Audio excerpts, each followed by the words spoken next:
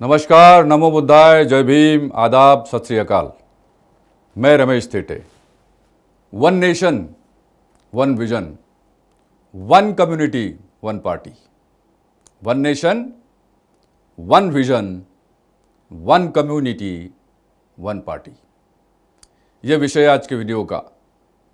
मैंने आपसे कहा था कि मैं समय समय पर आकर के आपसे बातें करते रहूँगा, और बातें वे जो समाज हित की है, राष्ट्र हित की है, और ये जो दोनों प्रकार के हित है, इस देश को आगे ले जा कर के एक न्याय व्यवस्था, समता पर आधारित समाज और मैत्री और भाईचारा, ब्रदरहुड, इस तरफ ले जा कर के हर व्यक्ति खुश रहे और इस देश का निर्माण हो। और वो देश जो बाबा साहब ने इसकी कल्पना की थी, और वो देश जो चक्रवर्ती सम्राट अशोक के समय था। ये विजन लेके, ये स्टोरी लेके और ये विषय लेके आज मैं उपस्थित हुआ हूँ। देखिए, हम लोग जानते हैं, अभी एक 7-8 दिन पहले एक वीडियो मैंने डाला था, उसमें वो सारी समीक्षा मैंने की थी कि हमारी ये दुर्गति क्यों हुई है। और तमाम बातें जब मैंने आपके सामने रखी थी तो बहुत सारे लोगों ने मुझे फ़ोन भी किए, मैसेजेस किए, और वीडियो में भी जो कमेंट्स आप देख रहे होंगे उनमें भी वो बातें हैं जो मैंने वो रखी थी। अधिकांशतः सबको ये पसंद आई। कुछ ऐसे गिने चुने लोग होते हैं जिनको पसंद नहीं है, या यूँ कहिए कि ना वो कर सकते हैं, ना फिर अगर दूसरा कोई आया तो उसकी बात भी उनको पसंद नहीं आती है। मतलब ईर्ष्या टाइप जो है वो कुछ लोगों को होती है। बहरहाल छोड़िए, अब उनमें हमको नहीं जाना है।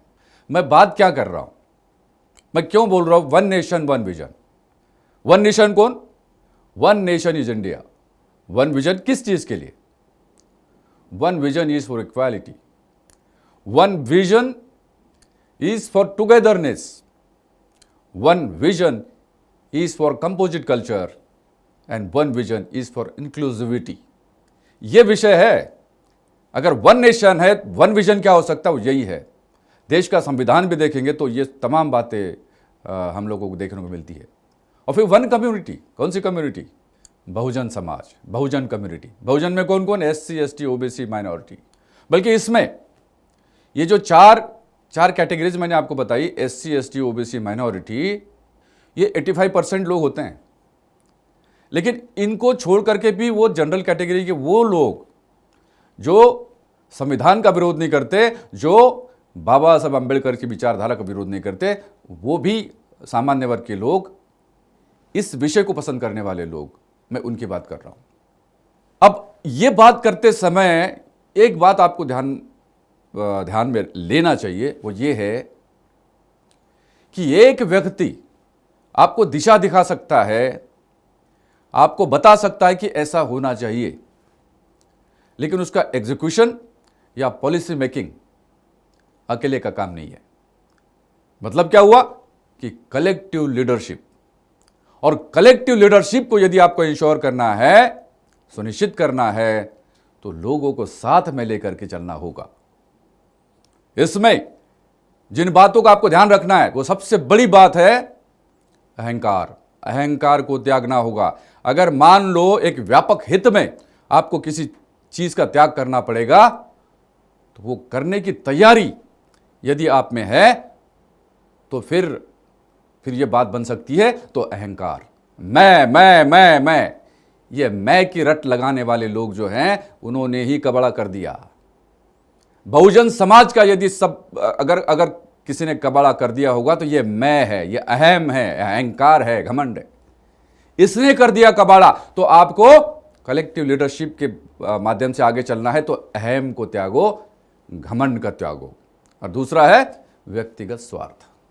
व्यक्तिगत स्वार्थ कि अगर 5 लोग हैं तो 5 लोगों में एक व्यक्ति की अगर कोई ऐसी बात है जिससे समाज उसको पसंद करता है, तो अगर समाज पसंद करता है तो कलेक्टिव हो गया ना। उस बात को आपको तवज्जो देना चाहिए कि भाई ये जो बोल रहा है उस पर विचार करो। मैं ये नहीं कह रहा हूं कि उसको एज इट इज आप एक्सेप्ट करो, लेकिन अगर कोई बात करना चाहता है तो उसको टेस्ट करो, तर्क के आधार पर उसका टेस्टिंग हो और फिर बाकी लोगों ने भी उसको अपनाना चाहिए, साथ देना चाहिए और सब मिलके ये बात होनी चाहिए। ये कलेक्टिव लीडरशिप के बहुत ही महत्वपूर्ण अंग है। अगर कलेक्टिव लीडरशिप को आपको एक्सेप्ट करना है तो फिर ये दो चीज़ें मैंने जो बोली है मतलब बहुत ज़रूरी है, अहंकार और ये व्यक्तिगत स्वार्थ। ये दो दोष है, मैं तो दोषी कहूँगा। ये जो दो दोष है, इन दोषों को दूर करते हुए आप आगे जा सकते हैं और इसका तरीका है कलेक्टिव लीडरशिप। कोई बड़ा नहीं, कोई छोटा नहीं, मेरे पीछे इतने लोग, तुम्हारे पीछे इतने लोग, ये बात छोड़ दो। समाज के साथ चलो और समाज को साथ में लेकर, समाज यानी कि बहुजन समाज की बात कर रहा हूं मैं, समाज को साथ में लेकर अगर आप चलेंगे, वो जो बात बाबा साहब ने कही थी वो बात सच साबित हो सकती है और होके रहेगी। क्या चाहते क्या है? हम ये चाहते हैं कि समाज के ऐसे लोग, आज के वीडियो का जो उद्देश्य है मेरा, मैं क्यों बात करने आया हूं आज, इस वीडियो का मुख्य उद्देश्य है कलेक्टिव लीडरशिप को डेवलप करना। बल्कि दूसरे शब्द में यदि मैं कहूं तो वो पॉलिसी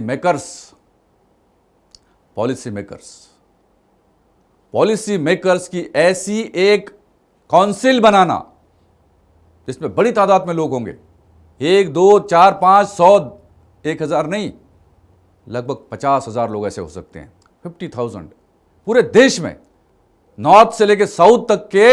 यदि हम ऐसे पॉलिसी मेकर्स को एक साथ ला करके, फिर जो व्यापक बात है, मतलब एक इंडिविजुअल की बात कर रहा हूं, फिर मैं ये इंडिविजुअल की बात बाद में आएगी।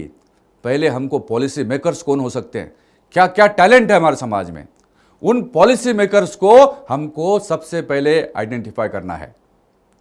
क्योंकि ये 1 बाय 1 है।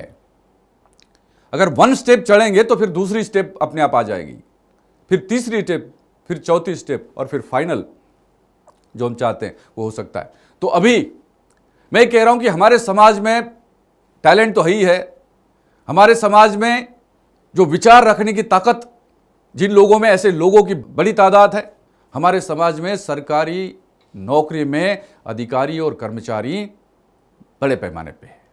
और फिर वो लोग भी हैं जो छोटे छोटे कारोबारी हैं, ऐसे लोग हैं हमारे समाज में। इन्हीं लोगों में से निकल करके आएंगे पॉलिसी मेकर्स। एक किसान भी पॉलिसी मेकर हो सकता है, एक मजदूर भी पॉलिसी मेकर हो सकता है, एक ऑटो रिक्शा चलाने वाला व्यक्ति भी पॉलिसी मेकर हो सकता है। क्योंकि हम जानते हैं, जैसे आप बड़े बड़े शहरों में देखो, जो ऑटो रिक्शा चलाते हैं हमारे लोग हैं, ज़्यादातर हमारे ही लोग हैं, बहुजन समाज के लोग हैं। उनके, मैं तो हमेशा, मतलब मुंबई में भी मैं कभी कभी ऑटो से भी जाता हूँ, मज़ा आता है, और ऑटो वाले से बात करता हूँ मैं। अब उनके ऑटो के पीछे जो है जय भीम जो लिखा होता है ना, वो कॉलर टाइट हो जाती है उससे। तो ऑटो चलाने वाले और साइकिल रिक्शा चलाने वाले भी, वहाँ पर भी जय भीम लिखा होता है। देखिए भाई, जय भीम को जिंदा इन लोगों ने रखा है, अम्बेडकरवाद को इन लोगों ने जिंदा रखा है, और जो मजदूर है उन्होंने जिंदा रखा है। और दूसरी जो बड़ी बात मैं आपको कहना चाहता हूँ, युवा, जो छात्र छात्राएं हैं, इनमें बेरोजगार भी हैं, तो इन लोगों ने अम्बेडकरवाद को जिंदा रखा है। तो ये तमाम लोगों को मिला करके मैं एक बात रखना चाहता हूं आपके सामने, वो है कि अभी हम पॉलिसी मेकर्स को कंपनी के साथ में जोड़ना चाह रहे हैं। कंपनी का मतलब है आरटीएफएल, और आरटीएफएल का मतलब है आरटीएफएल सांस्कृतिक आंदोलन। मैं उसकी बात कर रहा हूं, मैं बिजनेस की बात नहीं कर रहा हूं। देखिए, आपको जुड़ना है तो उसका एक ही तरीका है, वो ऑफिशियली जुड़ना। हम कोई पॉलिटिकल पार्टी की आज के तारीख में बात नहीं कर रहे हैं। कोई पॉलिटिकल, एक व्यक्ति ने मुझे कहा कि साहब कोई नई पार्टी बनाना चाहते हो क्या आप? अरे भाई, इतना कहा मैंने कि इतनी सारी पार्टी है, अब दूसरी पार्टी की कहाँ बात कर रहे हो आप? ये बातें छोड़ दो, कोई दूसरी पॉलिटिकल पार्टी नहीं बनाना है। जितनी पॉलिटिकल पार्टियां हैं, एक पार्टी में मर्ज होना चाहिए, एक ही पार्टी, 1 कम्युनिटी 1 पार्टी। और अगर ये आपने इंश्योर कर दिया ना, आपने बाजी जीत ली। ये करना है, और ये करने के लिए मैं अकेला मैं नहीं कर सकता। ये आपको साथ तो आना पड़ेगा। और मैं चाहता क्या हूं? मैं चाहता हूं कि अबाउट 50,000 पूरे देश से, ऐसे 50,000 लोग, 50,000, 50,000, उनमें अभी जो मैंने नाम गिना है ना, कौन हो सकते हैं ये लोग? इनमें से ऐसे 50,000 लोगों की मैं बात कर रहा हूं जो कि ऑफिशियली RTFL आंदोलन से जुड़े, सांस्कृतिक आंदोलन से जुड़े, मतलब कि वो कंपनी से जुड़े। कंपनी से जब जुड़ेंगे तभी इसमें बात बन सकती है, और इसका तरीका है, उसका एक विजन है, और वो विजन जो है आपको साथ में ला करके वो दिखा सकता है कि बात क्या बनना चाहिए। जब ये 50,000 का पॉलिसी मेकर्स का समूह जब दीक्षा भूमि पे बैठेगा, जहाँ बाबा साहब अम्बेडकर ने 1956 में सामाजिक क्रांति की थी, धम्म क्रांति की थी, वहीं अगर ये 50,000 का समूह जो टैलेंटेड लोग हैं हमारे, जो पॉलिसी मेकर्स है, अगर बैठेगा और उसमें 2 दिन, 3 दिन, 8 दिन ऐसा जब एक विचार विमर्श चलेगा, उसमें से क्या निकलेगा आप इसकी कल्पना करो। और सोना तप कर निकलता वो सोना है, और अंधेरे से लड़ता वो सूरज है। और ऐसे ही बहुजन नायक बनते। हमने कहा था एक टाइटल सॉन्ग आप रिलीज किया था हमने, तो वो जो बहुजन नायक है, ये बहुजन नायक लोग हैं। हम चाहते हैं 50,000 जो बहुजन नायक है, हम बहुजन नायक चाहिए हमको। अगर बहुजन नायक आपने पॉलिसी मेकर्स के रूप में तैयार किए ना, आपका समाज हर चैलेंज को एक्सेप्ट कर सकता है और इस देश को आगे ले जा सकता है, और बहुजन समाज एक सत्ताधारी समाज बन सकता है। तो मैं चाहता क्यों, मुझे चाहिए, देखिए मैं जो भी बात करता हूं उसका सबसे पहला जो है इकोनॉमिक पहलू में देखता हूं। गाड़ी में पेट्रोल अगर नहीं डलेगा, कितनी भी बड़ी गाड़ी हो आपकी, गाड़ी जा ही नहीं सकती आगे। तो सबसे पहले आर्थिक क्रांति, उसके बाद सामाजिक क्रांति, एंड देन पॉलिटिकल क्रांति, राजनीतिक क्रांति हो सकती है। तो ये इकोनॉमिक मॉड्यूल है। मैं क्या कह रहा हूं, हमारे समाज का अगर एक अधिकारी है या बिजनेस वाला है कोई, या ऐसा सक्षम व्यक्ति, उसको कंपनी के साथ में जुड़ना है। हम क्या चाह रहे हैं, कोई ज़्यादा आपको कोई बड़ा काम मैं नहीं बता रहा हूँ। मैं कह रहा हूँ कि आपको ऑफिशियली जुड़ना है, पॉलिसी मेकर के रूप में जुड़ना है, तो आप 10 शेयर ही ले लीजिए। 14,000 रुपये, 1400 रुपये का एक शेयर है, केवल 10 शेयर लीजिए, ऑफिशियली जुड़िए। आपका पैसा तो सुरक्षित है, इसमें कोई बात नहीं, लेकिन वो ताकत मुझे वो चाहिए, वो ताकत ऑफिशियली जुड़ने की ताकत चाहिए हमको। ये जिंदाबाद मुर्दाबाद के नारे लगाने वाले बहुत हो गए। एक मॉड्यूल पे काम करो, कॉन्सेप्ट पे काम करो, उसको इंप्लीमेंट करो, और इंप्लीमेंट करके दिखा दो कि ये संभव है, possible, it can happen, together we can make it happen. अकेला मैं कुछ नहीं कर सकता। अगर मैं चिल्ला चिल्ला के कह रहा हूं, इसलिए नहीं कह रहा हूं कि बिजनेस चलेगा, मैं इसलिए कह रहा हूं कि यही रास्ता है। और ये सांस्कृतिक आंदोलन में इतनी बड़ी ताकत है, मैं बता रहा हूं आपको, ये इतनी बड़ी ताकत है सांस्कृतिक आंदोलन। और इस आंदोलन से जुड़ने के लिए मैं गुजारिश कर रहा हूं, मैं आपसे हाथ जोड़ के विनम्रता से निवेदन कर रहा हूं मैं आपसे, आगे पीछे मत सोचिए। मेरा स्वार्थ नहीं है भाइयों बहनों, मेरा स्वार्थ बिल्कुल नहीं है। मैं चाहता हूं कि ये बहुजन समाज की ताकत जो है, आने वाला समय विकट है, उसके पहले यह ताकत बन करके, अब 2024 आगे आने वाला है, हम उसकी तैयारी में जुटे हैं। और एकदम से पॉलिटिकल पार्टी की बात नहीं कर रहे, हम पॉलिटिकल पार्टी बनाने की बात नहीं कर रहे, बनाना ही नहीं है। जो इतने सारे टुकड़े हो गए, वो टुकड़ों को एकत्र ला करके, असेंबल करके एक बढ़िया सा जो है एक नज़ारा हमको दिखाना है, और वो नज़ारा 2024 में आपकी ताकत बन सकता है। लेकिन उसका रास्ता, वो सीधा रास्ता पॉलिटिकल नहीं है। पहले रास्ता है इकोनॉमिक, दूसरा रास्ता है सांस्कृतिक, सामाजिक, एंड देन राजनीतिक। ये रास्ते हैं, स्टेप बाय स्टेप चलना पड़ेगा। तो मैं एक निवेदन करना चाहता हूं, हमारे समाज के वो तथाकथित लोग जो आपका विरोध करेंगे, वो मुझ पर भी टिप्पणी करेंगे कि रमेश थेटी का कोई गेम हो सकता है इसमें, इसको रमेश थेटी को पैसा कमाना है, रमेश थेटी के पास में तो अभी पैसा नहीं है, तो पैसा इकट्ठा कर रहा है, ये बोल सकते हैं। आइए भाई, मेरे पास आ जाओ ना, जो टिक्का टिप्पणी करते हैं ना, आप आओ, मैं दिखाता हूं मेरे पास पैसे है कि नहीं पैसे। मैं इस पैसे को, समाज के पैसे को, मेरा पैसा भी है तो समाज का ही पैसा है, मैं तो हमेशा कहता हूं। तो इस पैसे को विधायक कार्य, यानी कि संवैधानिक तरीके से इस पैसे को, हमारे पैसे को सांस्कृतिक आंदोलन में लगा करके, फिर फिल्में हो गई, या बड़े बड़े सेमिनार्स हो गए, बड़े बड़े जलसे हो गए, गाने हो गए, छोटे छोटे वीडियोस हो गए, नाटक हो गए, ये सांस्कृतिक आंदोलन का अंग है। कई कलाकारों को हम आगे ला सकते हैं। और मैं तो चाहता हूं, मैं देख रहा हूं, मेरे दिमाग में जो बात है कि दीक्षा भूमि पे जब हम इकट्ठा होंगे, तब ये ऐसा जलसा होगा, ये ऐसी बात होगी, ऐसा नजारा होगा, एक ऐसा फिनोमेनॉन होगा जिसका दखल हर किसी को लेना पड़ेगा। आप देखना, क्योंकि इसमें खोखलापन नहीं है, इसमें हल्की बात नहीं है, इसमें एक प्रोग्राम है, एक कंस्ट्रक्शन है, एक ऐसा कल्चर है जो ये दिखाता है सच की बुनियाद पे खड़ी इमारत है ये। और इसलिए मैं चाह रहा हूं कि आप लोगों को जुड़ना पड़ेगा। मैं अभी आ रहा हूं, मैं आपके पास, मैं घूम रहा हूं, मैं कल जा रहा हूं, राजस्थान जा रहा हूं, मैं भरतपुर जा रहा हूं, हमारे बहुत सारे साथी हैं, पूरे देश में मैं घूम रहा हूं। और मैं अभी व्यक्तिगत रूप से हर एक से निवेदन करके बोल रहा हूं कि भाई साहब, आप पॉलिसी मेकर बन सकते हो। आपके दिमाग में अगर इस समाज की चिंता है तो आप you can become a policy maker and you can be one of the 50,000 people that I want to bring in. आप 10 शेयर लीजिए, पैसा 14,000 है, बड़ी बात नहीं है। और पैसे की बात मैं इसलिए कह रहा हूं कि हमें किसी के पास में ऐसा हाथ फैला के नहीं जाना है, अरे हमारा तो प्रोग्राम ही नहीं बनेगा और पैसे ही नहीं हमारे पास में, लाउड स्पीकर के लिए पैसे नहीं, स्टेज के लिए पैसे नहीं है, ये नहीं रखना है। हमने इन बातों पर निर्भर हमको नहीं रहना है। एक self sufficient, self reliant cultural movement अगर खड़ा करना है तो हमें आर्थिक रास्ते से ही पहले जाना पड़ेगा और तभी आपको शक्ति मिल सकती है। हम the battle of Bhima Koregaon इतनी बड़ी फिल्म क्यों बना रहे, और क्यों बना सके? क्योंकि हमने पहले उसका बंदोबस्त किया था, हमने उसकी व्यवस्था की थी। और इसीलिए इतना बड़ा विजन, 1000 लोगों का यूनिट अगर इस शूटिंग में चल रहा है, छोटी बात है क्या?